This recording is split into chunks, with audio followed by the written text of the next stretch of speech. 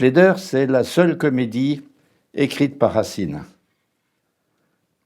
Et c'est sans doute pour prouver qu'il était capable d'exceller dans les deux genres, tragédie et comédie, comme Corneille, que Racine, dont la réputation commence à enfler au lendemain d'Andromaque, va se lancer dans une comédie en 3 actes qui sera jouée à l'Hôtel de Bourgogne en novembre 1668, alors qu'il n'a pas encore 29 ans. Racine s'inspire à la fois des guêpes d'Aristophane, mais aussi de la tradition médiévale française, les farces de Maître Patelin, les textes de Rabelais. Il y est encouragé par ses amis de l'auberge du Mouton Blanc, Boileau, Chapelle, Furetière. Il y déploie son esprit satirique, tant à la fois contre les juges et les plaideurs que contre le monde de la basoche. D'abord accueillis froidement, les plaideurs amusèrent beaucoup Louis XIV, et chacun voulut alors y avoir ri comme lui. D'ailleurs, depuis 1668, la pièce n'a jamais quitté le répertoire. Le juge Perrin d'Andin a perdu la raison. Il est pris par la folie de juger et doit même être surveillé en permanence par ses 2 valets et par son fils Léandre. De là, des personnages outranciers, des scènes extravagantes ou ridicules, un langage satirique.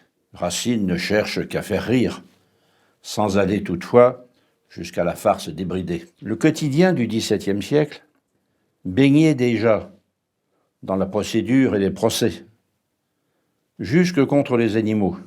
Mais ces excès finissent par ronger tout dans les familles et dans les esprits, et détruisent l'humanité des honnêtes gens. Donc, quelque part, cette comédie est un acte public courageux de la part d'un jeune auteur. La lecture proposée est tirée de l'acte 1, scène 7, où le plaideur Chicaneau rencontre la comtesse de Pain-Bêche, elle aussi entichée de procès qu'elle accumule à plaisir.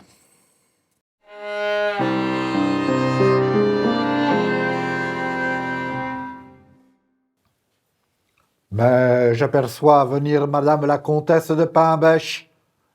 Elle vient pour affaire qui presse. Monsieur! Tous mes procès allaient être finis. Il ne m'en restait plus que 4 ou 5 petits. L'un contre mon mari, l'autre contre mon père et contre mes enfants. Ah, monsieur, la misère. Je ne sais quel biais ils ont imaginé, ni tout ce qu'ils ont fait. Mais on leur a donné un arrêt par lequel, moi vêtu et nourri, on me défend, monsieur, de plaider de ma vie. De plaider? De plaider. Certes, le trait est noir, j'en suis surpris. Monsieur, j'en suis au désespoir. Comment? Lier les mains aux gens de votre sorte? Mais cette pension, madame, est-elle forte? Je n'en vivrai, monsieur, que trop honnêtement. Mais vivre sans plaider, est-ce contentement? Des chicaneurs viendront nous manger jusqu'à l'âme, et nous le dirons mot? Ah, mais s'il vous plaît, madame, depuis quand plaidez-vous? Il ne m'en souvient pas, depuis 30 ans ou plus. Ce n'est pas trop.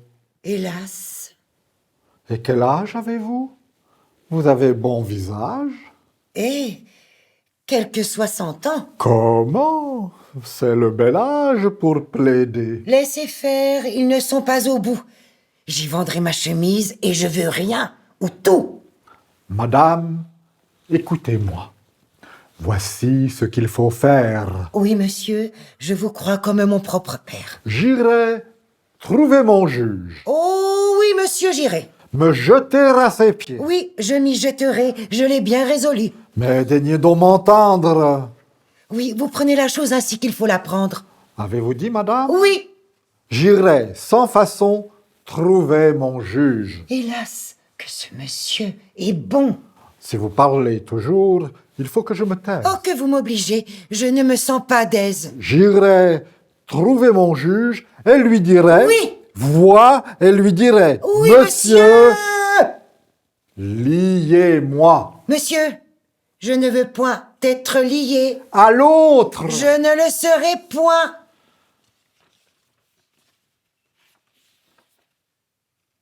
Quelle humeur est la vôtre? Non, Vous ne savez pas, madame, où je je viendrai. plaiderai, monsieur, ou bien je ne pourrai. Mais, je ne veux point, monsieur, que l'on me lie.